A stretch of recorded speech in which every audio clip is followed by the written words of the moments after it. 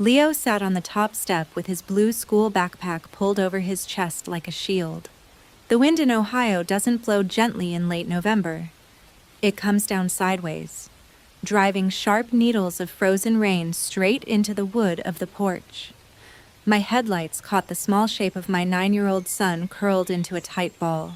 His sneakers, usually white, had turned a dark, soaked gray from the puddle creeping across the step.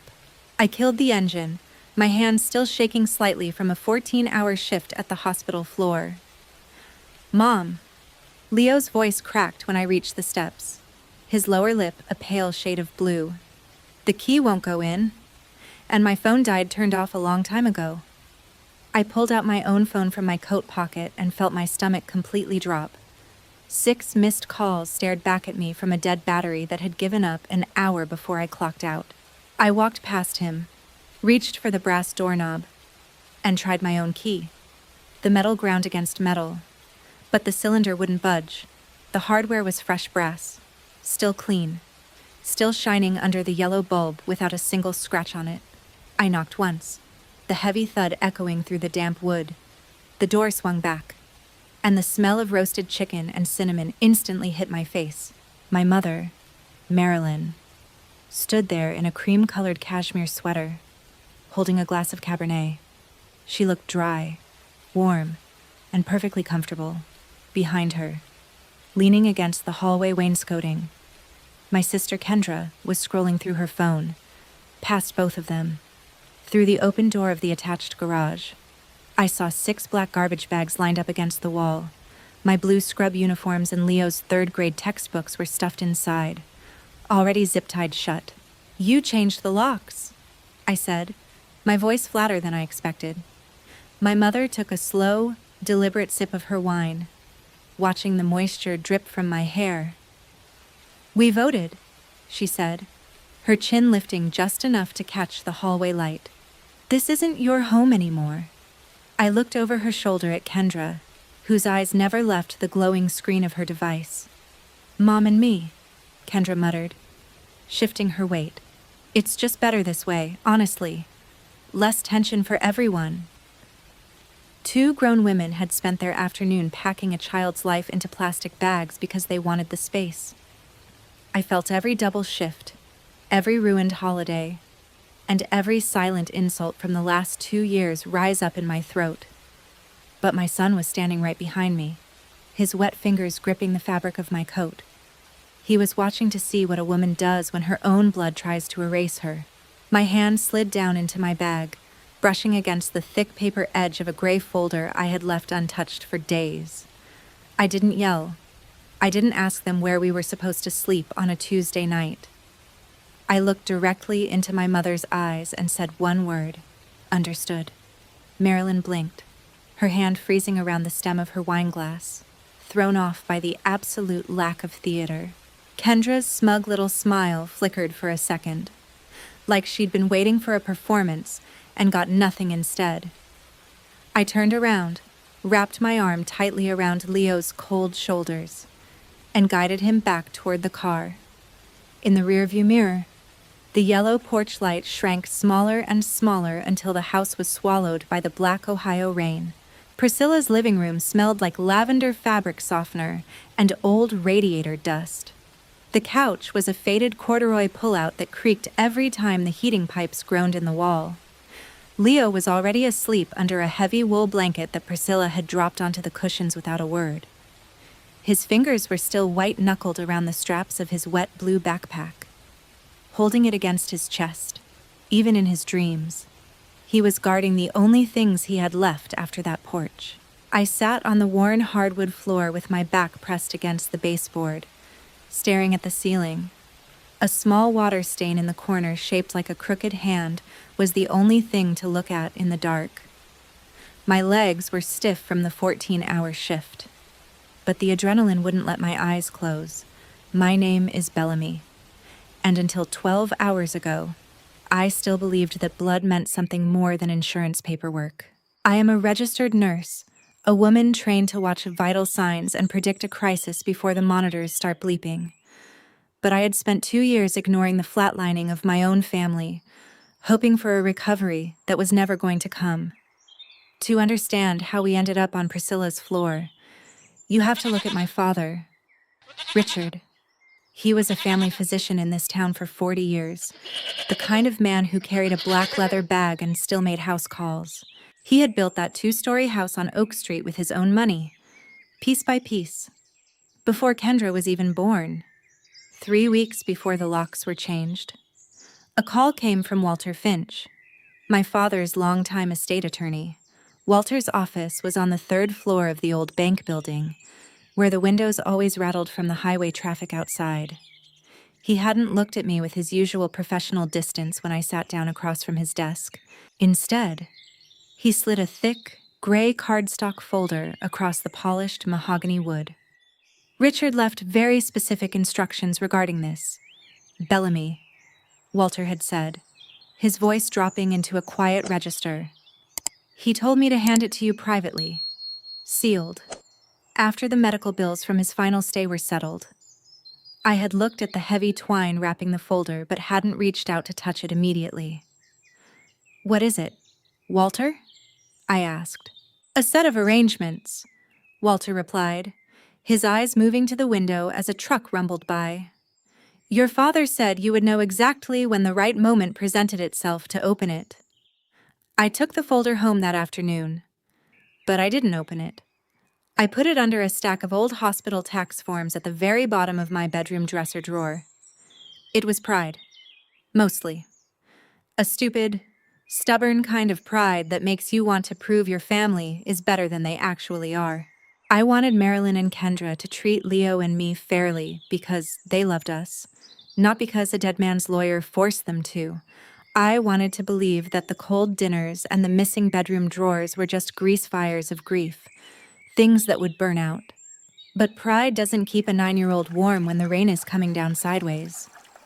Now, at 3 a.m. in Priscilla's dark room, I finally pulled the gray folder out from my bag. My fingers shook as I untied the coarse twine, the scratchy sound loud in the quiet apartment. Inside were asset listings, notarized trust deeds, and a separate white envelope sealed with wax. On the front of that envelope, my father's distinct, shaky handwriting was written in thick black ink. "Only deliver this to Marilyn on the day she officially locks you out of the house."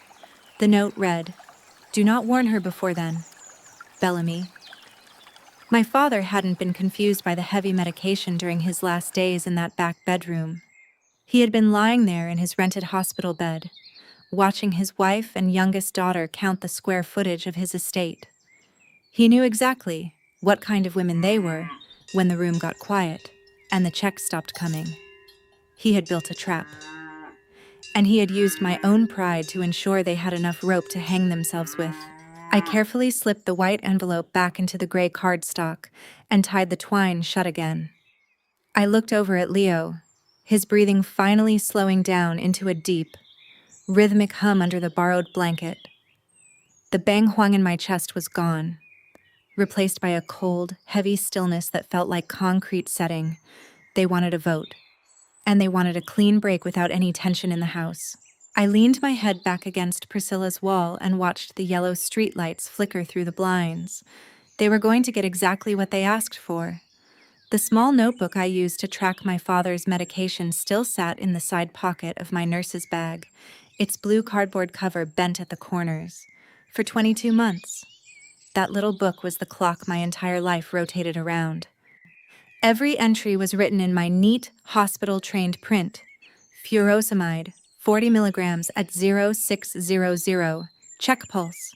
Morphine sulfate 5 milligrams at 2200, watch for shallow breathing. The back bedroom of the Oak Street house had smelled of isopropyl alcohol, lemon floor wax, and the damp wool blanket my father refused to let me wash because it smelled like his old medical library. I would clock out of a 12-hour shift at the county hospital, drive 20 minutes in the dark, and immediately walk into that room to check his oxygen lines. My mother, Marilyn, spent those months sitting in the sunroom at the opposite end of the hall, her porcelain teacup clinking against the saucer while the television played game shows at full volume. She would walk into his room exactly once a day, usually around 5 in the afternoon, place a fresh glass of water on his nightstand, pat his leg through the comforter, and consider her wifely duties completed for the evening. Kendra was even more transactional about her presence. She arrived most Saturdays around noon, her 2 children running through the hallway with muddy boots while she held her phone up to capture the light filtering through the window. She would arrange her kids at the foot of my father's bed, snap 4 or 5 photos of them holding his wrinkled hands, and post them online with captions about family strength before leaving for dinner at an upscale bistro downtown. I never complained about the laundry, the bedpans, or the fact that Kendra never once offered to cover the cost of the specialized nutritional shakes my father needed. I didn't do it to build a case or to be a martyr. I did it because he was my father and he had spent his life making sure my college tuition bills were paid on time. But my mother kept score in a ledger only she could see, and my constant presence in that house became a daily reminder of her own domestic retreat. When my father's pulse finally slowed to a stop on a Tuesday morning in April, the grief hadn't even cleared the entryway before the changes began. Within 48 hours of the funeral, my mother hired 2 men from a local junk removal service to clear out his medical study. His glass-doored oak bookcases were moved to the curb, and his leather reading chair, the one where Leo used to sit for hours while my father checked his long division homework, was dragged into the garage and covered with a cheap blue plastic tarp. In their place arrived a bright plastic playhouse with battery-operated doorbells that hummed with a low static sound no one ever bothered to fix. I stayed silent because the lawyer said the estate settlement would take months. And I didn't want Leo to grow up in a house where the kitchen table was a legal battlefield. But then the hardware changed. I came home from an afternoon shift to find a tiny brass key sitting on the kitchen counter next to my coffee mug, attached to a piece of masking tape with my name written in my mother's careful handwriting. Kendra's husband had spent the morning installing new deadbolts on the front and back doors, and 3 identical sets of shiny keys were already hanging from the wooden peg by the refrigerator, labeled for Kendra, her husband, and my mother. That same weekend, my mother told me she was moving Leo and me out of the second-floor bedroom to make room for Kendra's kids when they stayed over on weekends. She pointed her manicured finger toward the small room at the very end of the downstairs hallway, a drafty, rectangular space that had been used to store extra linen and old holiday decorations since 1994. When I opened the narrow door, I saw that Kendra's kids already had their names taped over the top drawers of the hallway closet, while my nurses' uniforms were stacked on the floor in cardboard liquor boxes. I stood in that narrow room, feeling the cold air leak through the window frame, my fingers tightly gripping the bent cover of my medication notebook. The resentment in the house wasn't a sudden explosion. It was the slow, steady hum of 2 women making it clear that my son and I were nothing more than tenants whose lease had expired the moment my father's heart stopped beating. The kitchen smelled of brown sugar and baked apples on a Thursday afternoon 3 months before the night on the porch. My mother was standing at the island, her silver hair perfectly coiffed, dusting flour over a ceramic rolling pin. She was preparing a lattice-top pie for Kendra's family, who were coming over for dinner at 6 o'clock. I walked to the sink to rinse my travel mug before my upcoming night shift at the clinic. When I stepped on the foot pedal of the plastic recycling bin under the counter, the lid flipped up and caught on the cabinet door. Right at the bottom, wedged beneath an empty orange juice carton, was a mass of gray newspaper and hardened flour paste. It was Leo's project. He had spent 14 days at the dining table gluing strips of the Savannah Morning News together to build a model of his grandfather's old medical office. He had even used a green crayon to color the tiny window frames, matching the real shutters on Oak Street. Now, the roof was crushed completely flat, and the little cardboard chimney he had cut out with safety scissors was ripped in half. My grip tightened on the edge of the granite counter until my knuckles turned white. "Why is Leo's project in the trash, Mom?" I asked, keeping my breath steady. My mother didn't stop rolling the dough, her movements rhythmic and smooth against the wooden board. It was taking up 3 feet of counter space by the microwave. "Bellamy," she said, her voice entirely light. "We have guests coming over, and I need a clean kitchen to present dinner properly." "He worked on that for 2 weeks to show his teacher," I said, the words heavy in my chest. She paused, lifting the rolling pin to look at me with a slight shake of her head. "You are simply too sensitive about that boy, Bellamy," she muttered, turning back to her pie crust. "He needs to learn that the world does not revolve around his hobbies. A little discipline will make his character stronger. If you believe a mother has every right to protect her child from this kind of calculated emotional cruelty, please press number 1 in the comments below." I closed the bin with my foot, walked down the short hallway, and pushed open the door to our narrow bedroom. Leo was sitting on the edge of his mattress, staring down at his sneakers with his hands tucked between his knees. "I saw her do it, Mom," he whispered before I could even open my mouth. "I went to get a glass of water after school, and she was already pushing it down into the container. Why didn't you call my work phone, Leo?" I asked, kneeling on the floor in front of him. He looked up, his eyes clear but completely devoid of the usual excitement a 9-year-old should have. "Because you always look so tired when you come home from the double shifts," he said softly. "I didn't want you to have another argument with Grandma because of me." Hearing my 9-year-old child protect me from the cruelty of my own mother broke something fundamental inside my chest. The donnen from months of small humiliations felt like it was going to burst through my skin. But the real realization didn't hit me until the morning after the storm. When I was sitting at Priscilla's kitchen table checking my hospital schedule online, I noticed my time card had been manually adjusted by the shift coordinator at 2:00 p.m. on the Tuesday we were locked out. I walked into the hospital administrative office later that afternoon to ask the clerk about the sudden extension. "Your sister, Kendra, called the desk at noon. Bellamy," the clerk told me, flipping through the physical log sheet. "She told us your mother had a medical appointment and that you requested to take the late emergency rotation to cover the hours." The phone log on the desk showed the exact timestamp of the incoming call from Kendra's cell phone. They hadn't just changed the locks because I ran late. They had actively called my place of employment to ensure I wouldn't arrive before the locksmith finished his work on the front door. The entire afternoon had been a synchronized performance designed to leave my son shivering in the dark. Walter Finch's office smelled of stale tobacco and heavy calfskin binders that hadn't been moved from the cedar shelves since 1988.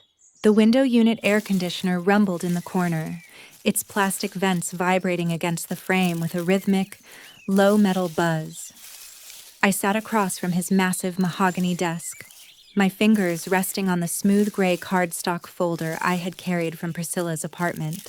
The exhaustion from 48 hours of uncertainty had hardened into a cold, flat calculation in the back of my mind. Walter looked at the unknotted twine on the table, then up at my face, his spectacles sliding down his nose. "You opened it," he said, adjusting his tie. "I had to." "Walter?" I replied, my voice quiet, dropping into the same professional register I used when reading an erratic EKG monitor. "Marilyn changed the deadbolts on Tuesday night while I was covering an unexpected emergency rotation at the county clinic." Walter's pen stopped moving across his legal pad, his eyes narrowing as he leaned his forearms against the desk.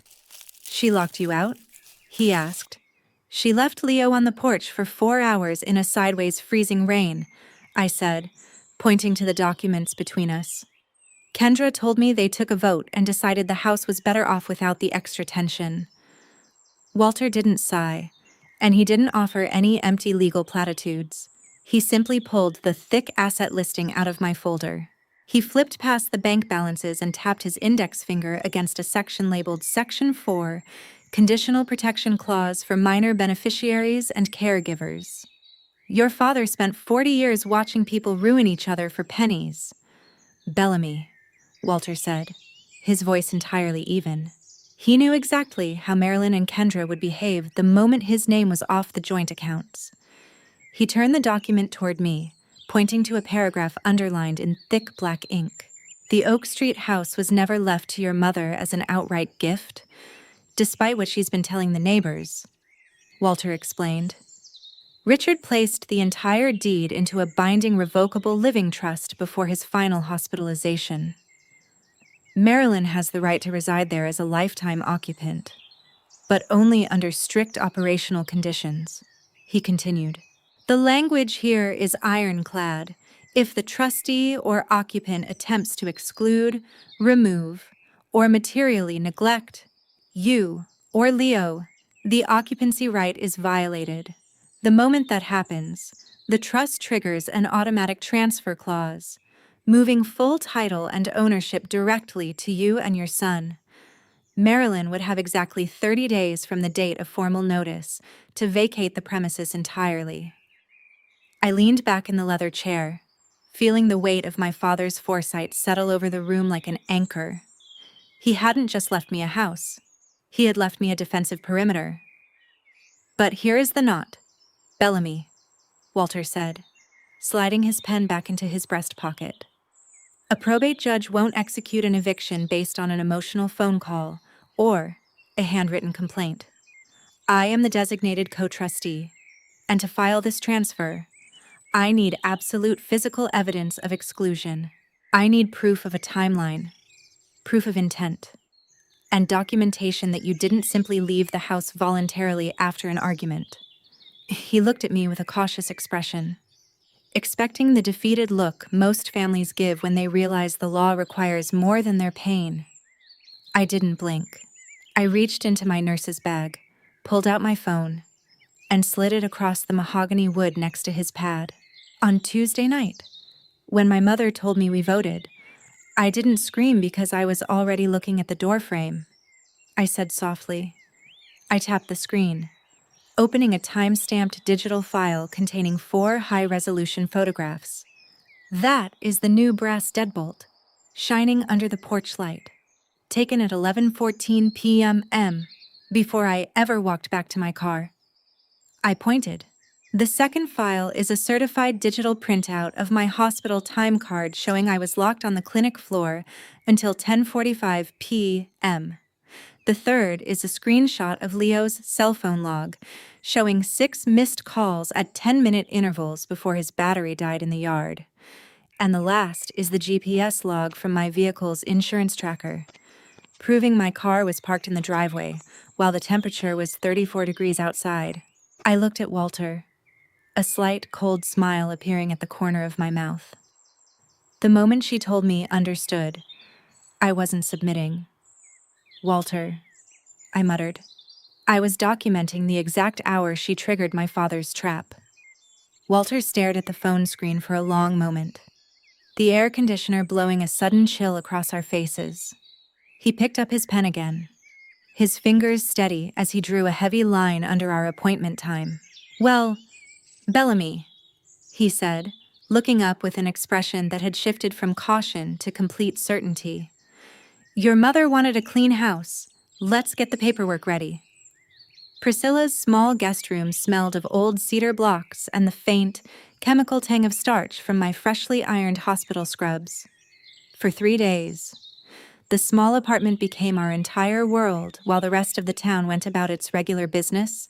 Every morning at exactly 6:45, I walked Leo down the 2 flights of concrete stairs to wait for the Blue County school bus at the corner of 4th Street. I adjusted the collar of his heavy wool coat, tucked his hair under a dark knit cap, and handed him a brown paper bag with 2 turkey sandwiches and an apple. He didn't ask why we weren't going back to Oak Street, and he didn't ask why his grandmother's car wasn't parked in the driveway when we left. He just took the bag, looked into my face for a quiet second to make sure I was still moving steady, and stepped onto the bus without a word.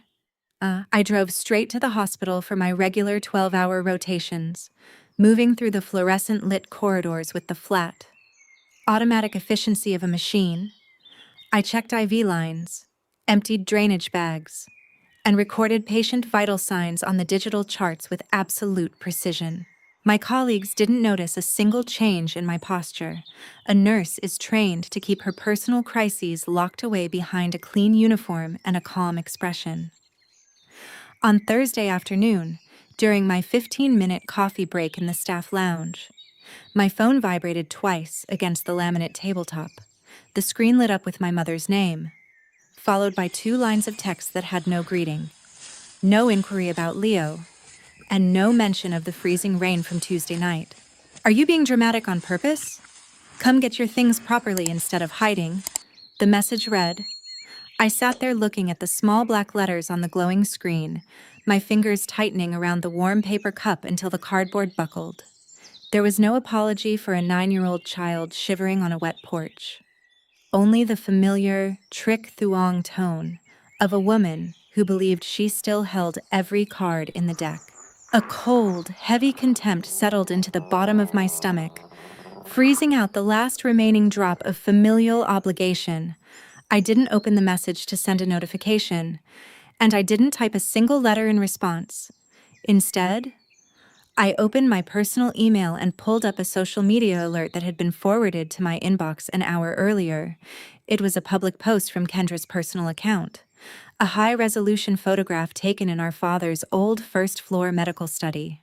The oak bookshelves had been replaced by a white leather sectional sofa, and Kendra's 2 children were sprawled across it, holding plastic game controllers. On the glass coffee table in front of them sat my mother's half-empty wine glass and a porcelain plate with the crusts of an apple pie. The caption beneath the photograph was written in Kendra's casual, looping font, "Finally achieved the quiet elegance this house always deserved. No more unnecessary tension under our roof." They were already celebrating their little domestic victory, completely convinced that their synchronized phone call to the clinic had settled the matter forever. They looked at my sudden absence and saw defeat, assuming an older nurse with a young child had nowhere to go but a cheap motel room. But while Kendra was busy adjusting the filters on her family photographs, I spent my lunch hour in the hospital administrative office, completing the formal enrollment transfer paperwork for Leo's new school district. At 4:30 p.m., right after my shift ended, I drove 3 blocks down to Walter Finch's bank building and signed the heavy notarized authorization form resting on his mahogany desk. The document officially activated the trust's absolute transfer clause based on the physical evidence of exclusion I had delivered the day before. Walter took the signed papers, dried the black ink with a small sheet of blotter paper, and slipped them into a formal legal courier envelope addressed to Marilyn. "I'll have the processor deliver this in person on Monday morning." "Bellamy," Walter said, his voice entirely flat as he adjusted his glasses. "Are you sure you don't want to call her this weekend to give her a head start on the arrangements?" "No," I replied, pulling my coat sleeves over my wrists as I stood up from the leather chair. They wanted a vote. Walter, and they wanted a clean house without any explanation from me. I'm going to give them exactly 72 hours of absolute stillness before the envelope arrives at the door. I walked back out into the cool November air, the silence of the weekend stretching out ahead of us like a frozen lake. They thought my silence was the quietness of a broken woman, but it was simply the empty space before the storm hits the roof. The rain had stopped by Monday morning, leaving the cedar planks of the front porch with a dull, damp shine. The air was stark and heavy, carrying the scent of wet pine needles and wet asphalt from the main road. I parked my sedan at the curb of Oak Street at exactly 9 o'clock, the engine idling with a low, steady vibration before I turned the key. Beside me, in the passenger seat, Walter Finch adjusted his silk tie and picked up a heavy, cream-colored courier envelope. His gray wool suit was perfectly pressed, a silver pen clipping shining from his breast pocket like a small piece of surgical equipment. We walked up the concrete steps together, our leather shoes echoing against the hollow wood of the porch. I didn't reach for my keys, and I didn't try the new brass deadbolt that had shut my son out into the dark 6 days ago. I simply pressed the black button of the doorbell and waited, keeping my hands deep inside my coat pockets.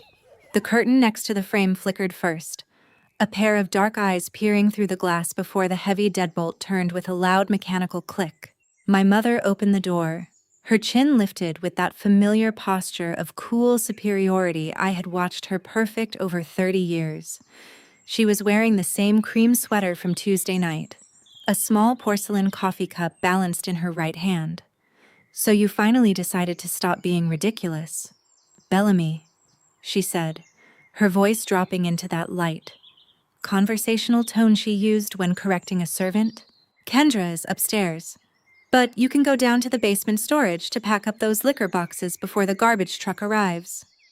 Behind her in the entryway, Kendra appeared with her smartphone already raised to her chest, the small green recording light glowing on the camera lens. She held it with a tight, smug little grin, her head tilted to catch every second of what she assumed would be my tearful apology. "Marilyn," Walter Finch said, his voice cutting through the warm air of the hallway like a cold scalpel. "I am here in my capacity as co-trustee of the Richard Vaughn Living Trust, and I have a formal legal notice to deliver regarding this property." My mother's hand froze around her coffee cup, her eyes moving from Walter's gray suit to the heavy cream envelope in his hand. "What are you talking about?" "Walter?" she muttered, her irritation hardening her mouth into a thin line. "Richard's affairs were settled 2 years ago at the probate office. Whatever paperwork you have is completely outdated." "Not this section," Walter replied, sliding the top document out of the envelope and reading from it with an even, unhurried cadence. "This notice formally certifies a documented, time-stamped violation of Section 4, the Minor Beneficiary Protection Clause of the Trust, as of 11:14 p.m. Last Tuesday, your occupancy rights were permanently revoked due to the physical exclusion of Leo Vaughn from the premises. This document activates the automatic transfer clause, moving full title and deed ownership directly to Bellamy Vaughn. You and any unauthorized residents currently occupying the structure have exactly 30 days from this hour to vacate the property entirely." "This is insane," my mother screamed, her voice cracking as the coffee in her cup spilled over the porcelain rim, staining her cream sleeve. "You can't just take a house from a widow over one bad night. This is my home. Richard left it to me." Kendra's phone dropped 2 inches as her smug little smile vanished, her fingers luang-quang tapping the screen to stop the video. She realized, with a sudden pale look of alarm, that she had just spent the last 2 minutes recording her own mother admitting to the exact timeline of the exclusion. "Richard didn't leave it to you, Marilyn," I said, stepping forward until I was standing right on the threshold, my voice cold and absolute. "You signed the Living Trust authorization yourself 14 months before his passing, right in the back bedroom while he was still sharp enough to read the small print." Walter slid the secondary attachment out, showing her the notarized signature page with her own looping handwriting at the bottom. Pinned to the back was a certified letter from my father's neurologist, dated the exact same morning, confirming his complete mental competency. "He knew exactly what you two would do to Leo the moment his pulse stopped," I whispered, watching the disbelief harden on her face. "He built this bunker to protect us from your greed, and you activated the fuse the second you changed those locks?" My mother stared at the notarized paper, her hands trembling so hard the porcelain cup clicked against her wedding ring. The stillness that followed on that wet porch was complete. The silence of 2 women realizing they had voted themselves right out of their own front door. Priscilla's guest room felt increasingly small as the December cold began to fog the lower edges of the glass window panes. My phone sat on the edge of the wooden nightstand, its small green indicator light flashing every 20 minutes to signal another incoming notification. I didn't answer the direct rings anymore. I simply let the digital tape roll, collecting the audio like an investigator logging evidence for a court file. On the second evening after Walter Finch delivered the formal notice, I sat on the edge of the mattress and pressed play on the first saved voicemail. My mother's voice erupted through the tiny speaker, her usual cool, measured cadence completely replaced by a sharp, trembling hiss. How dare you bring a process server to my front door in broad daylight? Bellamy, she shouted, her breath catching between the syllables. The Henderson family from across the street was sitting on their porch and watched the entire spectacle. You are actively destroying my standing in this town over a simple, minor domestic misunderstanding. I deleted the file and clicked the next entry, dated 12 hours later, where her tone had shifted into a calculated, weeping display of poverty. Bellamy, please. I have no significant savings left since your father's final insurance adjustments were finalized, she whimpered into the microphone. A 64-year-old widow cannot survive in a cheap apartment on the east side of town. You are punishing your own mother for trying to keep this family disciplined. The blatant trow-trow of her words made a wave of absolute disgust rise from my stomach to the back of my throat. She hadn't spent a single second worrying about where her 9-year-old grandson was sleeping when the temperature dropped to 34 degrees. Her only real grief was the fact that the neighbors had seen the gray wool suit of a lawyer standing on her damp cedar porch. A moment later, my screen lit up with a lengthy text message from Kendra, the characters scrolling down in a frantic, unpunctuated block. Bellamy, please listen to me. I had absolutely nothing to do with the locksmith coming on Tuesday afternoon. The preview text read, Mom told me you had voluntarily agreed to stay at Priscilla's place permanently to be closer to your clinic shifts. I only went along with the voting comment because she was hysterical about the utility bills. I would never intentionally leave Leo outside in a rainstorm. I stared at the glowing glass screen, my mouth flattening into a cold, hard line of complete contempt. The same sister who had spent her weekend posting filtered photographs of her children inside our father's repurposed medical study was now dropping her own mother directly onto the legal chopping block to save her own skin.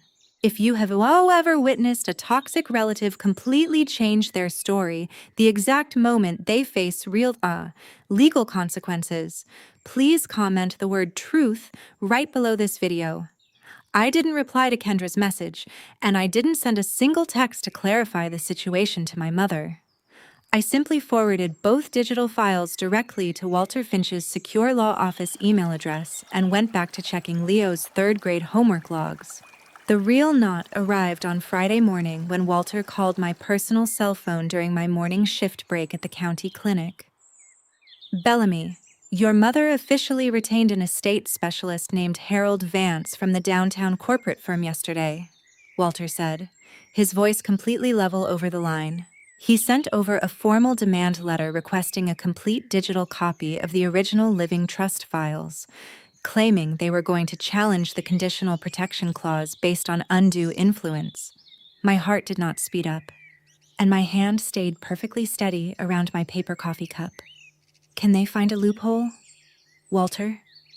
I asked quietly. A brief, dry chuckle came through the receiver from the older attorney. Vance spent 4 hours reviewing the notarized signature pages and the physician's competency letter I attached to the folder, Walter explained. And 20 minutes ago, he called my office back on a recorded line to formally withdraw his representation of your mother. I listened to the hum of the hospital vending machines in the hallway, waiting for his conclusion. Vance told me plain and simple that he wasn't going to waste his firm's billable hours fighting an ironclad document, Walter said, his voice filled with a quiet satisfaction. His exact words to me were, Finch, this medical trust is built like an absolute concrete bunker. There isn't a single K-ho for them to squeeze through. Your client's father locked this title down from the grave, and my client has absolutely zero chance of winning a probate challenge. I closed my eyes for a second, letting the cold reality of my father's protection wash over my tired shoulders. The 30-day vacate clock was still ticking, and my mother's expensive corporate defense had collapsed before it even reached a judge's desk.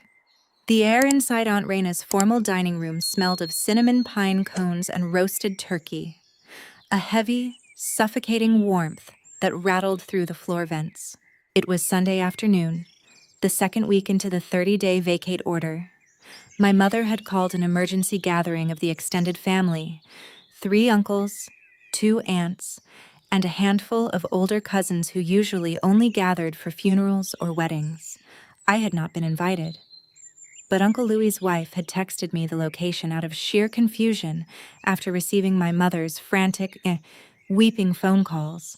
As I stepped quietly through the unlocked front door and stood in the shadow of the hallway archway, my mother's voice was already filling the dining room. She was sitting at the head of the long oak table, a lace handkerchief pressed to her nose, surrounded by plates of untouched finger sandwiches. "She's throwing me out onto the street. Louis," my mother sobbed, her shoulders trembling with a perfectly calibrated display of elderly vulnerability. "Over a simple, minor domestic misunderstanding on the porch because the boy forgot his key. My own daughter is using an old legal technicality to strip me of my home." Kendra sat right beside her, nodding solemnly, her hands folded over a designer handbag as she added fuel to the fire. "Bellamy has always been resentful of how much Dad loved my children," Kendra chimed in, her voice dripping with artificial sorrow. "She's been hiding those trust papers for months, just waiting for a petty reason to humiliate Mom in front of the entire neighborhood." I didn't storm into the room, and I didn't interrupt their synchronized performance. I walked forward slowly, my wet winter boots clicking heavily against Aunt Raina's polished hardwood floor, until I reached the foot of the table. The entire room went bone-chillingly silent, the clinking of silver coffee spoons freezing midair as 10 pairs of eyes snapped directly toward my face. My mother gasped, her eyes widening as she pulled her handkerchief down, her face turning a mottled, pale shade of red. Aunt Raina stood up from her chair first, her mouth tightening into a thin line of pure, judgmental scorn as she glared at my nurse's coat. "Bellamy, how dare you show your face in this house after what you're doing to your own flesh and blood?" Raina barked, slamming her palm against the lace tablecloth. "How can you be so incredibly heartless to cop your mother's home and force a widow into a cheap rental over one single rainy evening?" The dawn-in of 30 years of being the afterthought in this family pressed hard against my chest, but I didn't raise my voice by a single decibel. I looked directly into Aunt Raina's eyes, my expression entirely cold, flat, and absolute. "I didn't come here to argue with anyone," I said softly, pulling a black HDMI cord out of my coat pocket, without asking permission. I walked over to the side credenza where Aunt Raina's large television screen sat. Normally used for showing family vacation slides, I plugged the cable straight into the back of the set and flipped open the screen of my hospital tablet. "Before you continue deciding who the monster is in this family, you all need to listen to a phone call that the county hospital logged on Tuesday afternoon," I stated, pressing the playback button on the digital screen. The television speakers crackled to life, and Kendra's voice echoed through the dining room, sharp, clear, and completely devoid of her current sorrow. "Yes, this is Kendra Vaughn calling for the shift coordinator." The recording played, her voice cold and businesslike. "My mother has a medical emergency downtown, and my sister Bellamy requested that you manually extend her emergency clinic rotation until midnight. Yes, she said she will cover the extra hours." The room seemed to drop 10 degrees as Kendra froze, her hand dropping from her designer bag as the blood drained entirely from her lips. But I didn't stop the tape. I opened the secondary file, the text message thread Kendra had sent me 2 days after the lockout, which I had legally saved. The projector screen displayed her unpunctuated admission for the entire table to read. "Mom told me to call the clinic to delay you because the locksmith couldn't come until 5. We needed you gone so we could clear out Dad's medical study for my kids before you found out." I clicked the screen off, the sudden blackness of the monitor throwing the dining room into absolute darkness. I looked across the table at my mother, whose hands were shaking so violently she dropped her porcelain cup, sending dark coffee pooling across Aunt Raina's pristine white lace.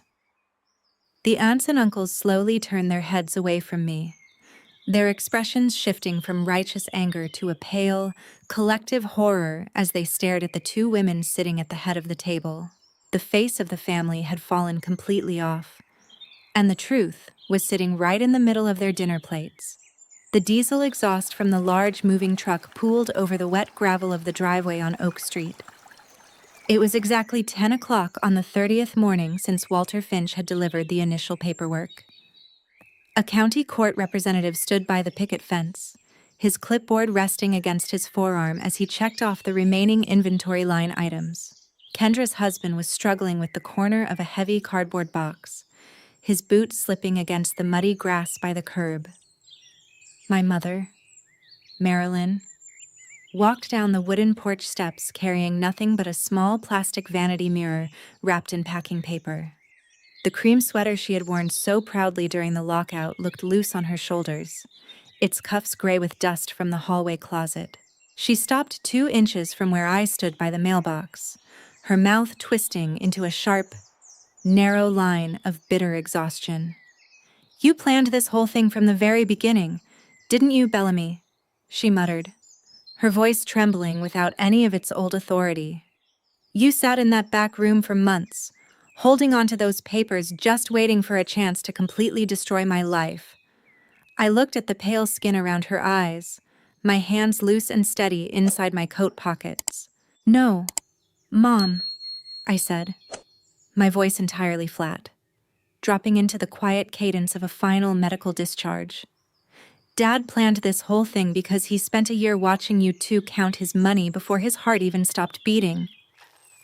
"I didn't execute the trust because I wanted revenge," I whispered, looking directly into her face. "I simply waited 3 full days for you to offer one honest apology for leaving my son in the freezing rain, and you chose to send a text telling me to pack my bags instead." She didn't answer, her eyes shifting toward the court deputy before she turned and climbed into the passenger seat of Kendra's idling sedan. Kendra came down the porch steps last, dragging a final yellow crate filled with old plastic toys. As she passed the open door of my father's old medical study, she left a bright blue plastic playhouse sitting squarely in the center of the hardwood floor. The battery compartment was cracked open, leaking dry white acid onto the floorboards while the broken doorbell gave off a low, static hum. It was a small, petty piece of vandalism designed to mar the room where my father had spent 40 years checking medical ledgers. Kendra smirked as she reached the bottom step, looking back over her shoulder to see if I would start an argument over the trash. I didn't say a single word to her. I walked straight into the study, grabbed the plastic playhouse by its fake chimney, and dragged it out to the curb. I shoved it down into the large metal county trash container right in front of her car bumper, the heavy plastic breaking with a loud crack against the iron rim. Then, I walked into the dark, cold garage, pulled the blue tarp off my father's old leather reading chair, and rolled it back into the house. I set it exactly where it used to stand by the window, the worn leather creaking softly as it settled into its old indentations in the floorboards. The house was finally silent, and the smell of old paper and cedar was already returning to the room. The winter sun sat low over Oak Street, throwing long, pale bars of amber light across the freshly vacuumed carpet. Leo stood on the top step of the porch, his small fingers wrapped around a metal keychain shaped like a star. For 3 weeks, he had carried that key in his pocket like a fragile piece of glass, his knuckles turning white every time he checked to ensure it was still there. He didn't hesitate this afternoon. He slid the silver metal straight into the brass deadbolt, turning it with a smooth, quiet click. The heavy front door swung back under his own hand, completely free of the cold resistance that had left him shivering in the rain a month earlier. He walked into the hallway, his small winter boots clicking softly against the wainscoting as he looked up at the central wall of the living room. My father Richard's portrait was back in its proper frame, hanging exactly where the light hit it first when you walked through the entryway. Leo followed me into his old bedroom at the end of the hall, where his blue school backpack was finally unzipped on top of the desk. Spread across his mattress was the heavy wool quilt my father had kept draped over his legs during his final illness. Leo sat on the edge of the mattress, his fingers tracing the crooked, uneven yellow stars he had sewn onto the fabric himself while my father watched. The absolute stillness in the house had shifted from the cold emptiness of abandonment to the warm, slow rhythm of a home that belonged entirely to us. "Mom," Leo whispered, his hand flattening against one of the crooked stars on the quilt. "Do you think Grandma will ever say she's sorry to us? Like, really mean it when she says it?" I sat down on the mattress beside him, pulling his shoulders into my arm and leaning my chin against his knit cap. "Maybe someday, sweetie," I said, my voice quiet and steady in the dimming light of the room. "But you don't have to wait around for her to say those words for it to feel okay again. You already are okay, and that was never something she got to decide for you." He nodded slowly, his shoulders relaxing under my grip as he leaned back against the heavy wool of his grandfather's quilt. The old, tight knot of fear that the key wouldn't fit had vanished from his eyes, replaced by the simple comfort of an ordinary evening. But the real twist didn't reveal itself until after Leo fell asleep, and I went into the study to wipe down the leather of my father's old reading chair.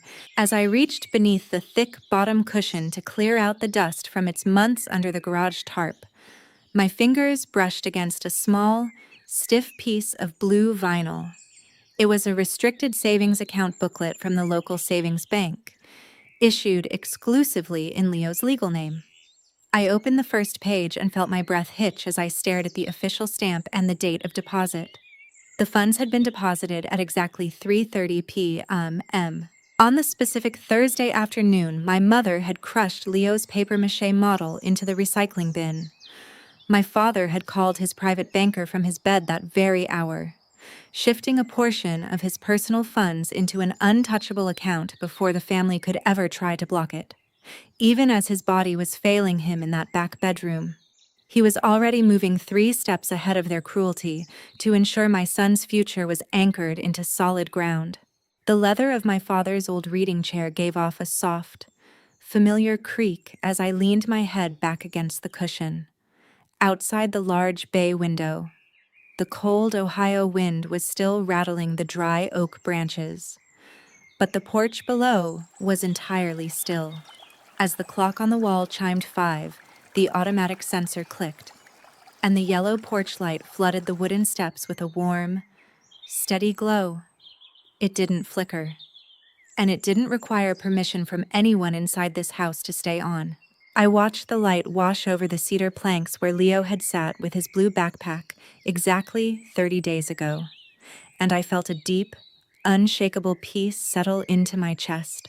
Some people spend their entire lives believing that love means absorbing every piece of unfairness through at them, staying silent just to keep a peace that was never fair to begin with.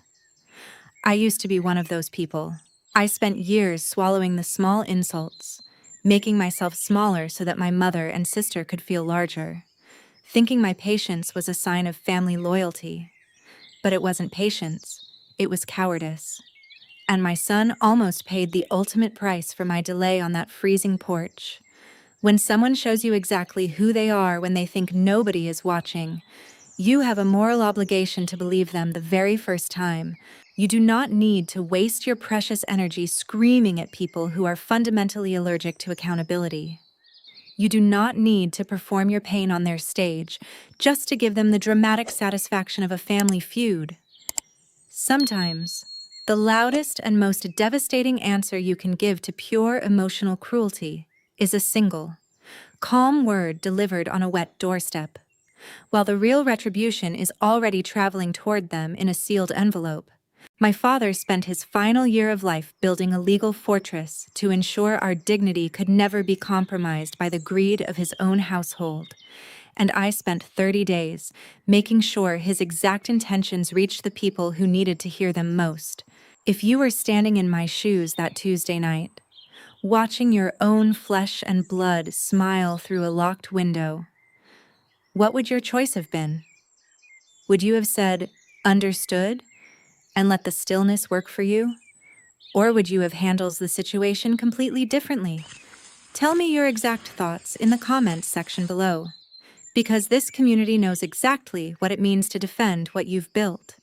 Don't let your journey stop at this hin-ha. There are multiple stories of true justice and silent strength waiting for you right now on the channel screen. Click on the next video to see how another quiet soul turned the tables on an entitled family who thought they could move her aside without a fight. In our upcoming release, I am going to share an extraordinary account of an older widow who discovered an administrative error that exposed her children's true motives in a matter of 20 minutes. It is a story filled with the exact same raw truth and legal vindication you found here today, and you won't want to miss a single second of how she protected her future. Thank you for standing on solid ground with us today. We'll see you in the next one.